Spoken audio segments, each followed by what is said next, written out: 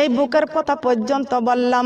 আমার মা বোনেরা লক্ষ্য করেন, খেয়াল করে শুনেন, মহান আল্লাহ পাক রব্বুল আলামিন পৃথিবীর জমিনে আমাদেরকে পাঠিয়ে দিয়েছেন। ওই আল্লাহ পাক রব্বুল আলামিন ডাক দিয়ে বলেছেন, আমার বান্দারে কোটি কোটি টাকা কামাই করবা, ওই টাকার ভাগ আমি আল্লাহ চাই নাই।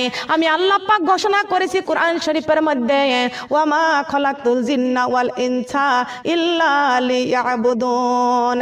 আমি আল্লাহ জিন জাতি আর মানুষ জাতিকে বানাইছি শুধু আমার ইবাদতের জন্য। কিসের জন্য?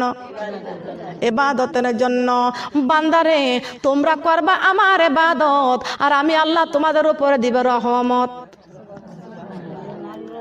কি দিবে বলেন? রহমত। এই ইবাদতে কেউ বাধা দিতে পারবে? পারবে না, কি বলেন?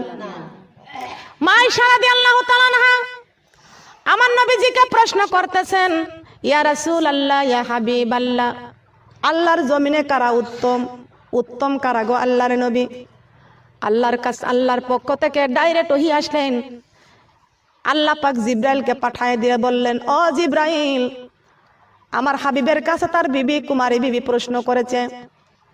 এ জিব্রাইল, আমার বন্ধুকে বলে আসো, আমার বন্ধু যেন বলে দেয়, খায়রুকুম মান তাআল্লামাল কুরআনা ওয়া আল্লামা। আল্লাহু আকবার বলেন। খায়রুকুম মান তাআল্লামাল কুরআনা ওয়া আল্লামা। হে নবী, আপনার বিবির কাছে